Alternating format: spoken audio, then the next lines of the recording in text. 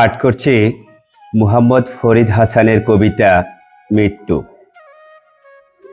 যে মানুষটি এতকাল শহরে হাঁটে, সংসার করে, অফিস সামলায়, অবসর পেলে খুলে বসে রূপকথা, নদী সাঁতরায়, জ্বর ওঠে, পাহাড় ভালোবাসে, একা একা কাঁদে, সঙ্গোপনে কবিতা লিখে, ঝগড়া করে, ফুলবাগানে আগাছা কাটে, আজানের শব্দে বাড়ি ফেরে, নিয়ম করে পত্রিকায় চোখ ভোলায়, ঘুমো গড়ে মা মা ডাকে, বক্তৃতা দেয়, সহজে সবজি কাটে, নক্ষত্র পতনে মন উসখুস করে, কখনো মিথ্যেও বলে, চোখে সত্য চমকায়, বিড়াল আদরে রাখে, বইয়ে ধুলো জমে,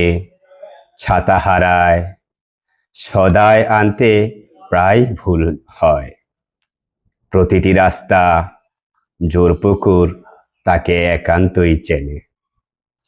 সে মানুষ কেউ আর দেখবে না শহরে, আজ থেকে এই মুহূর্ত পর চিরকালের ঘুম ঘরে নাম তার লেখা হলো বিষণ্ণ শিলায়। সবাইকে ধন্যবাদ।